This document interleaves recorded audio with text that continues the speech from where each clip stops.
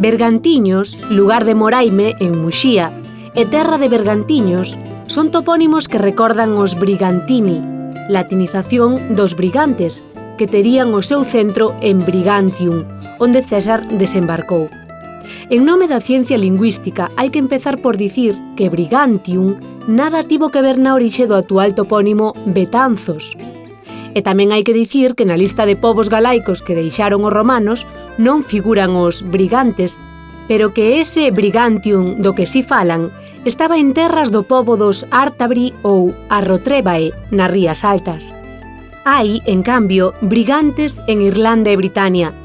Na antiga Galia houbo unha Brigantia, que hoxe é Bregenz, en Austria, e un Brigantio, que hoxe é Briançon, en Francia. Da mesma familia os galegos temos, na Serra de Queixa, o Corgo de Berganzo e o Cabezo de Berganciños. Os vascos de Álava teñen Berganzo e Berganza, e os portugueses teñen Braganza.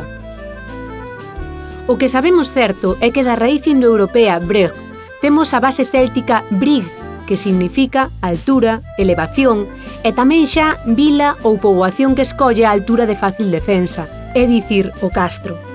Brigantium, polo tanto, debe ser unha vila alta, como a quen di unha vilouta, e os brigantes poden ser os desa vila alta, os que viven na altura, os da montaña. Pero tamén pode entenderse esa altura no sentido de que os brigantes e brigantini se chamen a si mesmos ou sexan chamados os altivos, os nobres ou os poderosos. Da mesma raíz é Bergidum, hoxe Bierzo, e poden selo Bergaza, Bergazo e Bergaña.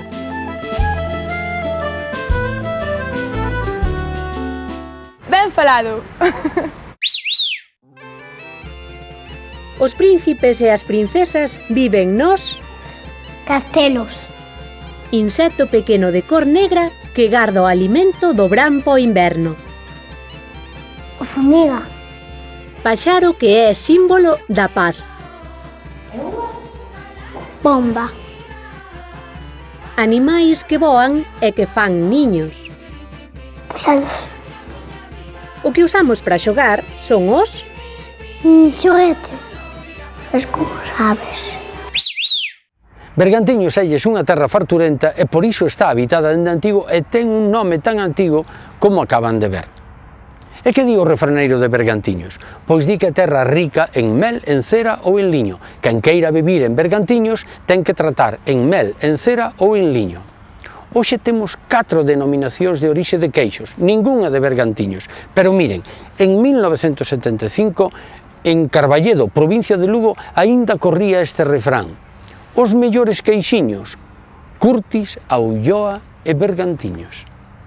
E hai máis. Pois sí, o cantigueiro galego di unha cousa moi curiosa: para cantar bergantiños, para bailar mariñáns e para cortexar as nenas, que vivan os couteláns. E quen son os couteláns? Os couteláns son os do Couto de Palavea, preto da Coruña. Polo tanto, Bergantiños, rico en mel, en cera, en liño, en queixo e en bons cantadores. Agur.